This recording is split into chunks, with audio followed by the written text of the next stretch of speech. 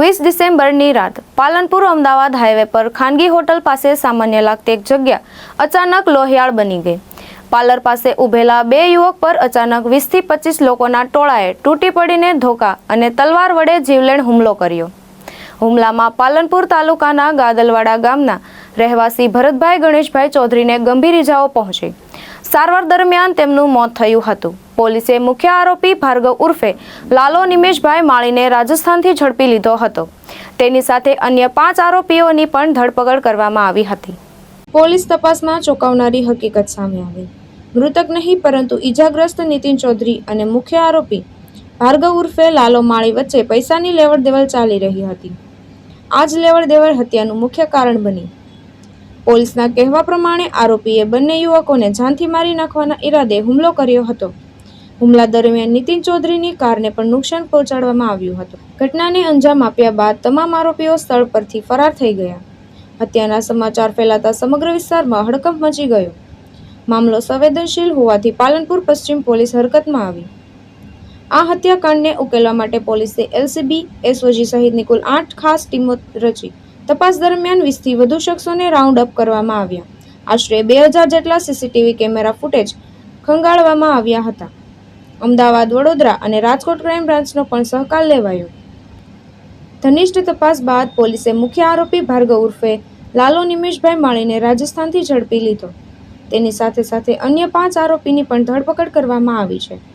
હાલ પોલીસે કુલ 6 આરોપીને જાળમાં લીધા છે, પરંતુ હજુ અનેક આરોપીઓ ફરાર છે। પૈસાની લેણી દેણી કોની સાથે હતી, કોણ કોને હવાલો આપ્યો, હુમલાની સંપૂર્ણ સાજિશ કોણે રચી, આ તમામ પ્રશ્નોના જવાબ પોલીસ તપાસ પૂર્ણ થયા બાદ બહાર આવશે। ગત તારીખ 20/12/2025ના રોજ બનાસકાંઠા જિલ્લાના પાલનપુર શહેર ખાતે જ્યાં એક યુવકની એક અજાણ્યા ઈસમો દ્વારા કરપીણ હત્યા કરવામાં હતી। આ સમગ્ર બનાવ અન્વયે માનનીય ડીજીપી શ્રી વિકાસ સાહેબ તથા રેન્જ વડા શ્રી ચિરાગ કુરડિયા સાહેબ અને જિલ્લા પોલીસ વડા શ્રી પ્રશાંત સુંબે સાહેબના માર્ગદર્શન હેઠળ અલગ અલગ ટીમોનું ગઠન કરવામાં આવ્યું હતું। આ સમગ્ર બનાવની જો વાત કરીએ કે ગાદલપાડાના જે યુવાન છે નીતિનભાઈ કેશવભાઈ ચૌધરી, તેમને પૈસાની લેતી દેતી બાબતે જે મુખ્ય આરોપી જે છે ભાર્ગવ મંડોરા, તેના સાથે અંગત અદાવત હતી અને અદાવત અન્વયે આ લોકો જે રામદેવ હોટલ છે ત્યાં ભેગા થયા હતા। આ હોટલ પર ભેગા થયા ત્યારે જે મુખ્ય આરોપી છે ભાર્ગવ મંડોરા અને તેને સાથેના અન્ય આરોપી ઈસમો તેઓએ જે ભરતભાઈ ચૌધરી અને નીતિનભાઈ અને તેના સાથેના ઈસમો તેના પર હુમલો કર્યો હતો। આ સમગ્ર બનાવમાં આ તમામ જે બંને જે છે એમને ગંભીર ઇજાઓ પહોંચી હતી, જેમાં જે ગાદલવાડાના જે યુવાન છે ભરતભાઈ ચૌધરી, તેમનું મૃત્યુ નિપજાવવામાં આવ્યું હતું અને આ આખા બનાવમાં તાત્કાલિક જે તમામ જે ઈસમો છે એ તેમને પોતાની જે જગ્યા છે એ છોડી દીધી હતી। એ અન્વયે જે પાલનપુર પશ્ચિમ પોલીસ સ્ટેશનમાં એમાં ગુનો નોંધાય છે અને બનાસકાંઠા જિલ્લા પોલીસ વડા શ્રી પ્રશાંત સુંબે દ્વારા અલગ અલગ 8 જેટલી ટીમોનું ગઠન કરવામાં આવે છે, જેમાં ખાસ કરીને જે એલસીબી પીઆઈ શ્રી અમિત દેસાઈ, પાલનપુર પશ્ચિમ પીઆઈ શ્રી અંકુર દેસાઈ તથા જે આખી કડીમાં જે જોડતા જે સંપૂર્ણ રીતે ઇન્વેસ્ટિગેશનમાં સૌથી વધારે ઇફેક્ટ કર્યું અને જે આરોપીઓને શોધવા માટે અમારા સાયબર ક્રાઇમ પીઆઈ મોરડિયા સાહેબ, તેમના દ્વારા આખી ટીમનું સંકલન કરવામાં આવ્યું હતું।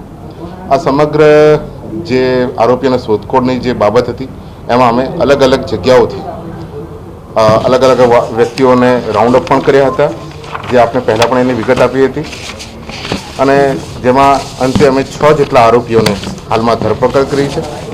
અને આ જે 6 આરોપીઓ છે એમાં હું આપને નામ જણાવું કે જેમાં મુખ્ય આરોપી જે છે લાલો ઉર્ફ ભાર્ગવ મંડોરા, કે જેના પર અટકાયતી પગલાંથી લઈને અલગ અલગ ગુનાઓ સુધીના 8 જેટલા ગુનાઓ એના પર અત્યાર સુધીમાં થયેલા છે, તેની પણ પોલીસ અટક કરેલ છે। બીજો આરોપી જે છે ભરતજી ભુરાજી રાજપૂત, એના પર અત્યાર સુધીમાં 4 જેટલા ગુનાઓ બનાસકાંઠા પોલીસના નોંધાયેલા છે। તદુપરાંત જે ત્રીજો આરોપી છે રિકી નોયલ રોકબ્રો, જે પણ પાલનપુરના વતની છે, એના પર 7 જેટલા અલગ અલગ ગુનાઓ નોંધાયેલા છે। તેમજ જે ચોથો આરોપી છે ભૌતિક કુમાર જગદીશભાઈ પરમાર પરખડી, તેના પર અલગ અલગ 5 જેટલા ગુનાઓ નોંધાયેલા છે।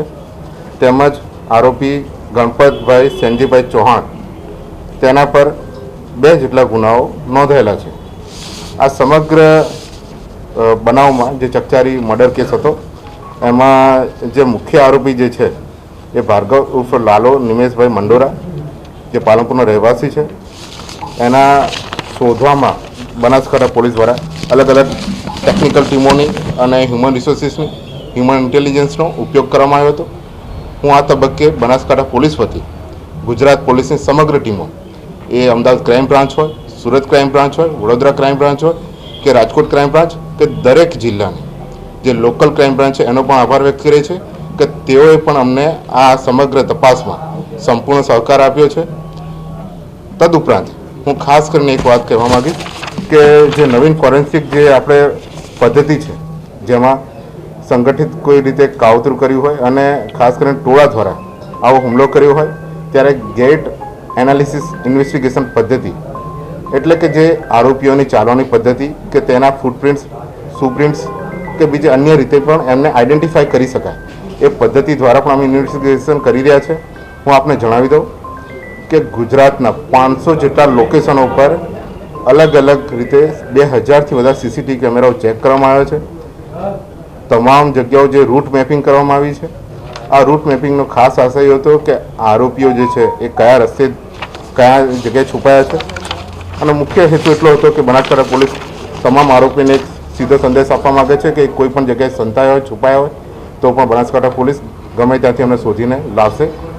અને જેનું મૃત્યુ થયું છે એ ભરતભાઈ ચૌધરીને ન્યાય આપવા માટે બનાસકાંઠા પોલીસ કટિબદ્ધ હતી.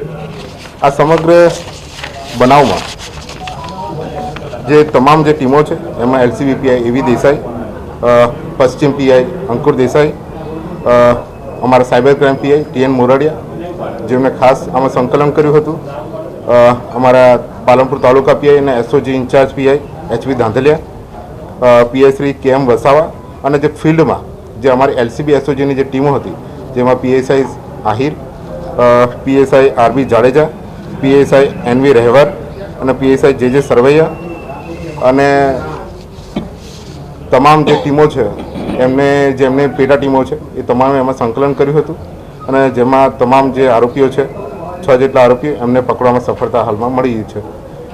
આ બાબતે જે અન્ય બીજા ઇસમો છે એની શોધખોળ પણ હાલ ચાલુ છે અને અમારી જે ટીમો અલગ અલગ ટીમો છે એ તમામ જિલ્લામાં હાલ પણ ડિપ્લોય છે અને વધુ સફળતાઓ અમને ટૂંકા સમયે મળવાની છે. અને એ બાબતે જે પણ વિગત હશે વિગતવાર આપણે વિસ્તૃત માહિતી આપવામાં આવશે. આભાર. અત્યારે હાલની તારીખમાં ફરિયાદમાં જે રીતે અમે કહ્યું છે એ રીતે એક મુખ્ય આરોપી અને 24 અન્ય આરોપી એમ કરીને અમે તમામ જે આરોપી છે એની શોધખોળ કરી રહ્યા છે. અને શોધખોળના અંતે અમને જે પુરાવાના આધારે જે પણ શંકાસ્પદ હોય કે બીજા અન્ય જેમના આ મુખ્ય જે કાવતરું છે એમાં રોલ હોય કે પછી જે હોટસ્પોટ છે ત્યાંની અમે હિલચાલનું જે નવી પદ્ધતિ અમે શોધખોળ કરી રહ્યા છીએ એમાં જે પણ અમને વિગતો મળશે એ રીતે અમે આરોપીઓને અટક કરશું. અને જેમાં હાલમાં તારીખમાં આ તમામ જે તપાસ છે અમારા પાલનપુર પશ્ચિમ પીએ અંકુર દેસાઈ ચલાવી રહ્યા છે અને જે બીજા અન્ય આરોપી છે એમને પણ આઈડેન્ટિફાઈ કરીને ત્વરિત પકડવામાં આવશે. અત્યારે હાલમાં જે પૈસાની લેતી દેતી બાબતનું છે એની પણ અમે ઊંડાણપૂર્વક તપાસ કરી રહ્યા છે. એમાં જો વધારે વિગત માહિતી હશે ત્યારે આપણે વિસ્તૃત માહિતી આપવામાં આવશે.